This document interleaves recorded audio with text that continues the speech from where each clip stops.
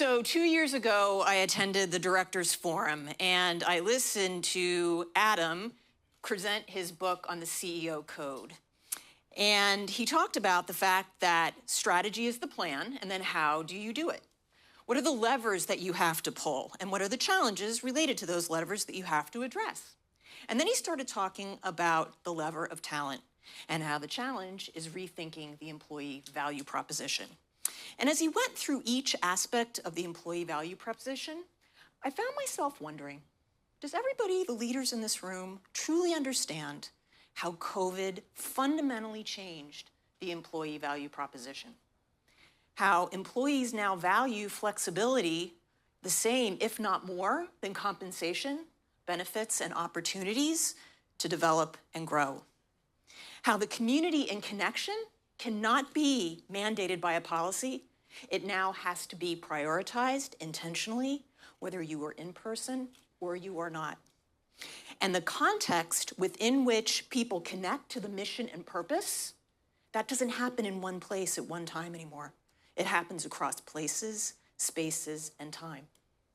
And I wondered if the leadership understood that you just can't offer individual flexibility to attract and retain talent. That new way of working has to be integrated into the actual work model to succeed. Now, looking back, I can tell you 2 years ago, leadership did not understand this. Because where we are today is leaders, managers, and employees are absolutely not aligned on what the optimal work model looks like. You have 83% of CEOs telling KPMG last year that they thought we're going to have a 5-day-a-week RTO in the next 3 years. And then over here, you have 91% of employees saying, you know what? I expect some degree of flexibility in my job, or I will be leaving that job. Over here, you have a doubling down of what seems to be even more extreme RTO mandates, while over here, you have a growing body of research that is showing that those mandates are not resulting in the prescribed level of on-site presence. They are undermining recruitment, retention, and job satisfaction.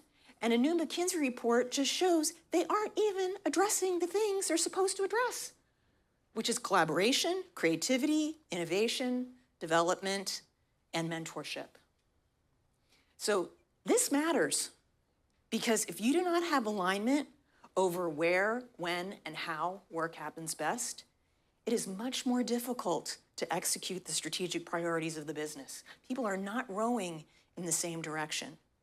Now, I believe that the wisdom and the experience of all the leaders in this room will allow you to bring a new level of curiosity to the questions that will close that gap, align your workforce, and reimagine the work model to unlock new levels of performance, innovation, and well-being. And how do I know that? Because I have been executing high-performance flexible work strategies for more than 2 decades. That's right, most of this is not new. Now, this is one of the reasons why I jumped at the chance to speak to you today, because I have this deep belief, and not a moment too soon, it seems, because the most extreme example of the frustration between the employer and employee did boil over in public last week when Jamie Dimon responded to what was actually a quite reasonable, rational question about the bank's upcoming 5-day-a-week RTO with an expletive-laden response that really was quite extraordinary. But it should be noted that in his response, he did lay out some frustrations that I hear from other senior leaders. They are real. Yes, we do need to improve decision-making and collaboration. Yes, managers do need to be helped in figuring out how, when, and where their employees work. Yes, we do need to do a better job developing young people when they're working across all these different dimensions. And yes, people do need to pay more attention in Zoom meetings. And yes, we cannot have people not being reachable on Fridays.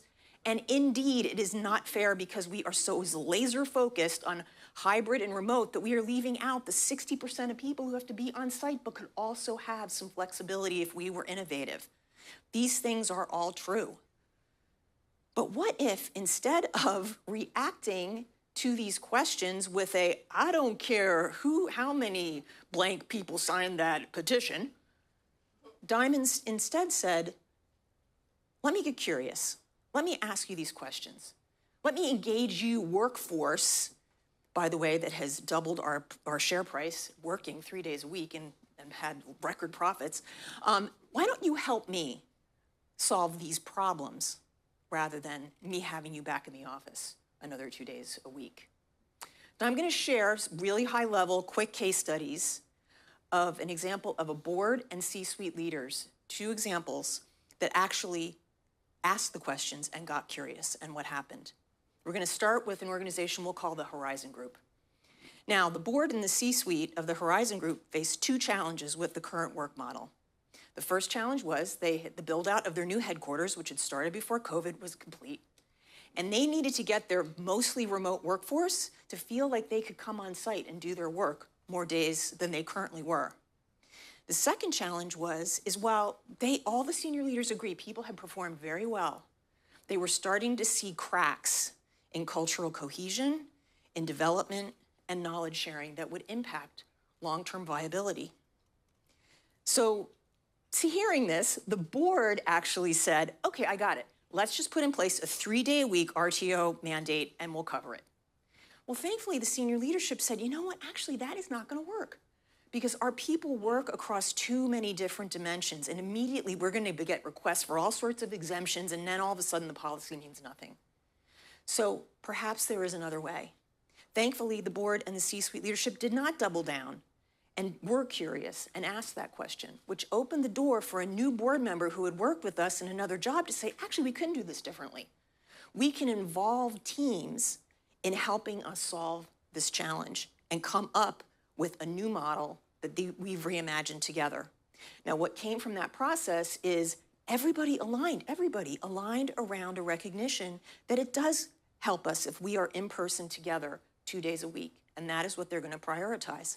And they're going to prioritize the activities that do improve knowledge sharing, that do improve development, but also that improve their efficiency, something they themselves identified. And then teams are going to work and figure out how they operate across those different dimensions in a way that works for them. But they didn't just think about where they work. They started talking about when and how are we communicating with each other effectively? How are we using our existing technology tools to be really efficient in how we communicate? And also they looked at just in general how we could innovate the way they were working. This is their model that they reimagined, that then they piloted, and they will continue to iterate. Second example, we'll call this Next Inc. The board and the C-suite of Next Inc. had, again, 2 problems with the current work model. They had headquarters that they had leased right before COVID that really wasn't being used very much by their very distributed workforce. And again, everybody agreed this distributed workforce has done a very nice job, but they were beginning to see weakness in their onboarding. They were not being able to be as efficient as they needed to be with some of the more complex topics that they were dealing with, and some of those trusted relationships were starting to fray. So again, the board hearing these problems said, I got it, let's do a 3-day RTO. This seems to be the go-to response. Let's do a 3-day RTO mandate, and that will solve everything. Again, the senior leadership said, I don't think that's gonna work, because our distributed workforce is not co-located near offices where they will be with their team, so their day-to-day meaningful experience on the job is not going to change. So what could we do? Is there a different way that we could approach this? Being curious, asking that question, then connected them with us. And our suggestion was go now to a couple levels deeper and ask those leaders to help you figure out how to solve this problem. And what emerged from that process is they have a different approach than the other group. They basically decided their distributed workforce is going to continue to keep working the way they work, but they were going to put in place a cadence of in-person convenings through the headquarters that was going to happen on a regular basis. It's project teams, it's functional teams. They will meet on a regular rotating basis. And that's the way they will build the relationships up again. They'll prioritize the complex projects for those meetings, and they'll use that to onboard talent. So then again, they didn't just focus on where, they focused on the how and the when, and they're communicating with each other. And interestingly enough, they came up with an AI use case where they're going to use AI to sort of analyze all the outputs of these in-person convenings and see how it rolls up to the strategic priorities. So those are just two examples of many that we have seen. And it's the reason here today I am a lot more optimistic than I was 2 years ago when I stood here. Because while there are the Jamie Dimons and the Dells and the Amazons and doing all their thing, that's great. I wish them all the best. It is not going to work out in their favor ultimately. What I see over here are leaders like many of you in this room who are willing to be curious, ask questions, engage their workforce, reimagine the work model to operationalize the flexibility that has been and will continue to be a main part of the employee value proposition, and set themselves up to execute their strategic priorities today and in the future. Thank you.